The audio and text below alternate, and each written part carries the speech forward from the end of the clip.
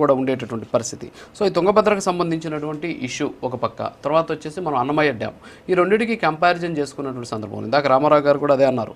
ఏమన్నారంటే జాకీలు పెట్టి లేపుతున్నారు చంద్రబాబు నాయుడు అని చెప్పేసి. సో వాళ్ళు కూడా చెప్పారు అక్కడ కన్నయ్య నాయుడుకి సంబంధించినటువంటి టీం వెళ్ళి ఏం చేసింది అనేటటువంటి అంశాన్ని కూడా ఒకసారి ఒక జీవో చూద్దాం. ఎందుకంటే ఇందాక రామారావు గారు ఒక మాట అన్నారు అనమాట, ఏంటంటే జగన్మోహన్ రెడ్డి గారు చాలా చేశారు నీటి ప్రాజెక్టుల కోసం అని చెప్పేసి. సార్ ఒకసారి ఆ జీవో ఒకటి ప్లే చేయండి సార్. ఇది మొన్న కూడా మనం డిస్కస్ చేసాం అనుకుంటాను. దగ్గర మొత్తం ఒక 198కి సంబంధించినటువంటి ప్రాజెక్టులకు సంబంధించిన వర్కుల్ని ప్రీ క్లోజర్ చేశారు జగన్మోహన్ రెడ్డి గారి హయాంలో. జూలై 8, 2020లో జరిగినటువంటిది. ఇది దాదాపు 5 సంవత్సరాల క్రితం అనుకుంటాను డిసిషన్ తీసుకొని 198 ప్రాజెక్టులు ఆపేశారనమాట. సో ఈ విధంగా అప్పట్లో ప్రాజెక్టుకి సంబంధించిన పనులు ఆపేశారు.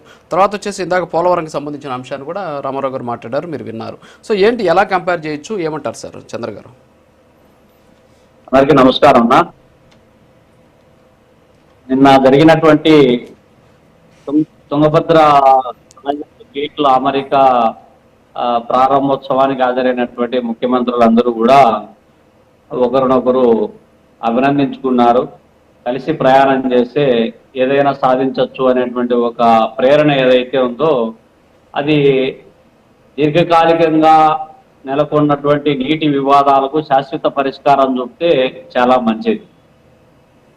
ఇందులో తుంగభద్రకు సంబంధించినటువంటి చర్చించుకునే ముందు పోయినసారి తుంగభద్ర గేట్ కొట్టుకుపోయిన తర్వాత 130 టీఎంసీల సామర్థ్యం కలిగినటువంటి తుంగభద్ర డ్యాంలో మొత్తం నీళ్ళన్నీ పోతాయి అనేటువంటి చర్చ జరుగుతున్నటువంటి నేపథ్యంలో కన్నయ్య నాయుడు గారు తన యొక్క ప్రతిభను కనబరుస్తూ స్టాప్ లాక్ గేట్ ను అమర్చడంలో కీలక పాత్ర పోషించారు. ముందుగా ఆయనను అభినందించాను.